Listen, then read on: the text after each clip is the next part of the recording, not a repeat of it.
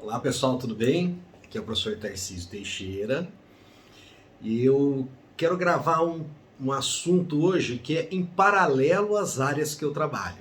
Eu trabalho com direito agrário, direito ambiental, também trabalho com direito imobiliário e é óbvio que o meu pezinho fica ali dentro de direito constitucional.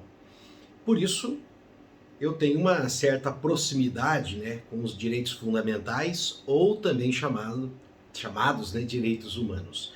E eu queria conversar com vocês rapidamente aqui sobre essa polêmica que teve aí por causa do nazismo, que envolveu um influencer, né, um podcaster e um legislador, né, um deputado federal. E também fazer um pequeno comentário sobre a minha visão do que está acontecendo no Brasil a respeito dessas diferentes opiniões sobre política, sobre economia e sobre a sociedade em geral que nós temos. Bom, primeiro, tá, pessoal, eu quero pedir para vocês deixarem um like se gostarem do vídeo, escrevam seus comentários, compartilhem e, se puderem, se inscrevam no canal, tá bom? Então, para começar, nós temos que trabalhar um pouquinho com o conceito de direito humano ou direitos humanos. Eles já são discutidos há bastante tempo, né? Não é uma coisa tão recente, né? A gente fala do século passado, né, da década ali, final da década de 40, e dá a impressão que eles surgiram ali, né, na Declaração Universal dos Direitos Humanos. Mas não, né? Os direitos das pessoas, os direitos do ser humano ou a dignidade da pessoa humana, isso já é tratado há muito tempo. Porém, essa formalização na Declaração Universal dos Direitos Humanos surgiu justamente por causa do que foi feito, né, com os judeus por Hitler e o sistema nazista que havia se formado na Alemanha. Então, quando alguns desses nazistas foram levados a julgamento, eles alegavam o seguinte: mas eu estava cumprindo ordens, eu estava cumprindo a lei. Então, naquele momento, a comunidade internacional percebeu que o ser humano e a dignidade do ser humano corria riscos. Exatamente, corria riscos de deixar somente para o país individualmente ter toda essa liberdade, inclusive de alterar o que seriam esses direitos humanos ou direcionar para quem poderia ser os direitos humanos dentro do país. E aí então eles resolveram, tá, que precisava de não uma norma, não uma lei, porque a Declaração Universal dos Direitos Humanos ela não tem propriamente um efeito normativo.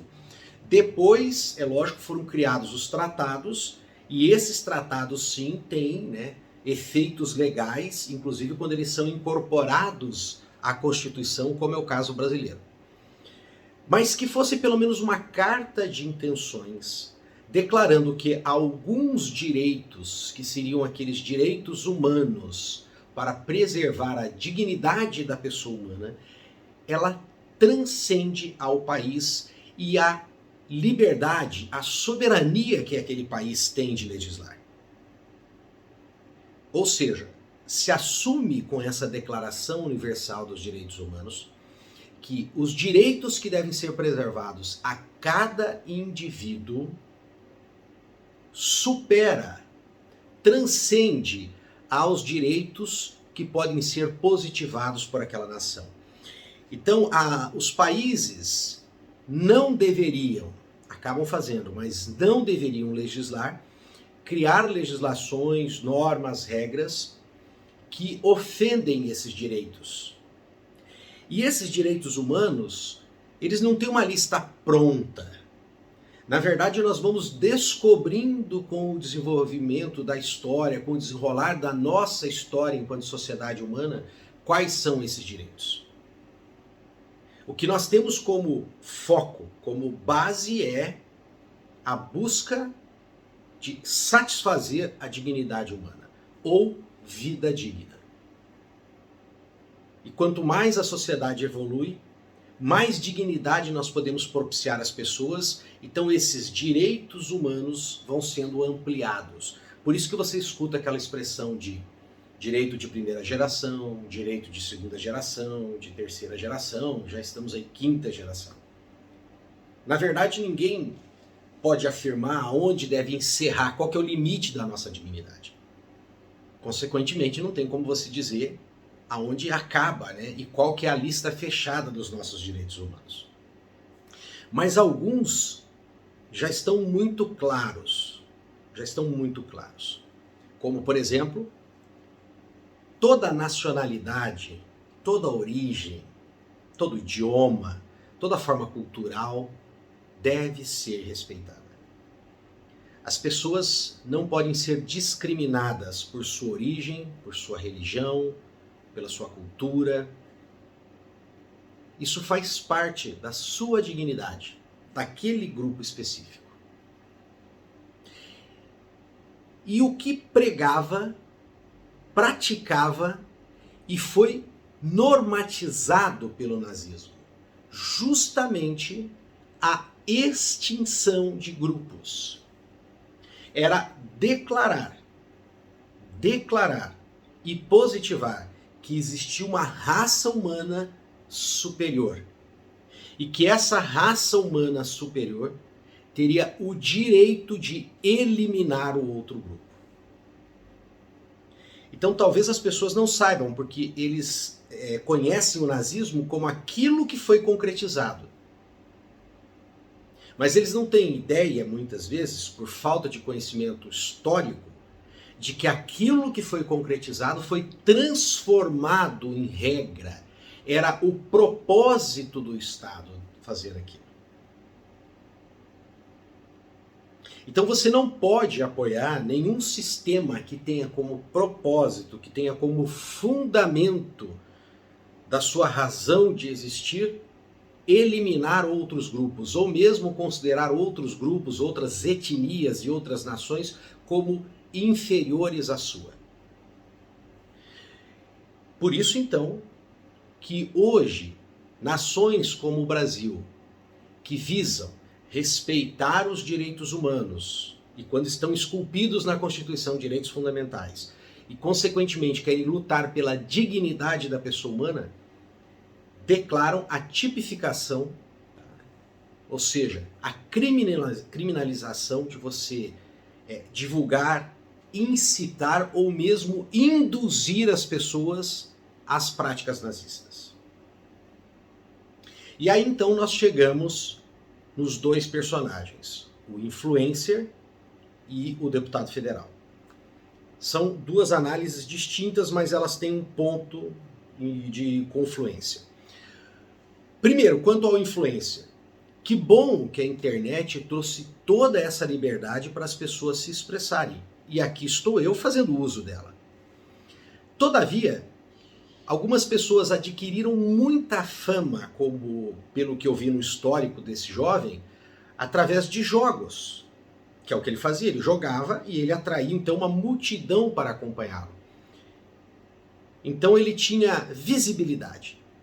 E isso torna ele uma pessoa importante para o marketing, para divulgar, né, produtos, mercadorias, serviços. E, consequentemente, ele acaba tendo um grande alcance.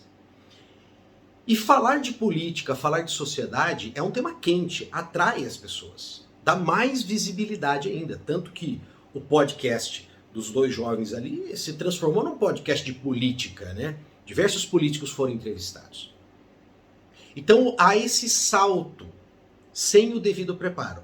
Uma pessoa que fazia jogos pela internet, que adquire visibilidade e que de repente está ali fazendo comentários sobre política, sobre fatos históricos, sobre temas jurídicos que precisam de uma leitura muito profunda, precisa de um estudo sobre aquilo.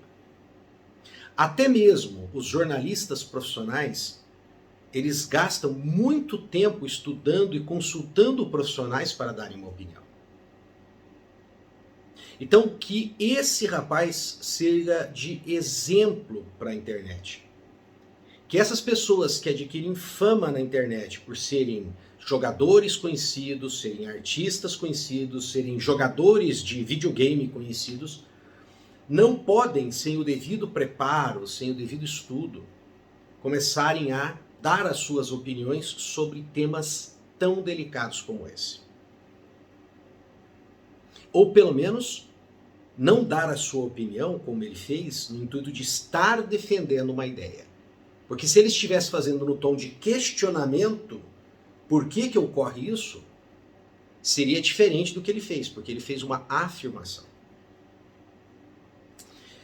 E o caso do deputado, que é um deputado jovem, pelo que eu percebo nos seus vídeos, uma pessoa inteligente, e que eu acredito que deva ter aí um futuro político, apesar, né, desse percalço. Mas o que aconteceu? Algo similar ao que aconteceu com o podcaster, né, com o influencer.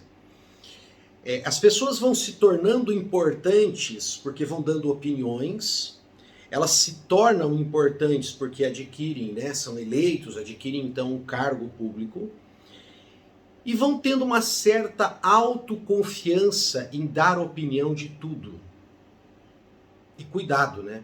Nós não temos essa capacidade de sermos ultra mega especialistas em tudo. Então os políticos, eles devem tomar muito cuidado, mesmo quando dotados da oratória, como esse rapaz, de uma inteligência que a gente percebe, né, que é uma inteligência privilegiada, capaz de comentar de diversos assuntos, como acompanhei já diversos vídeos dele. Mas cabe aqui essa recomendação, a gente tem que tomar cuidado com aquilo que a gente comenta na internet. E pessoas que têm uma visibilidade como desses dois, e no caso do político mais grave ainda, porque ele é um parlamentar, mais cuidado ainda.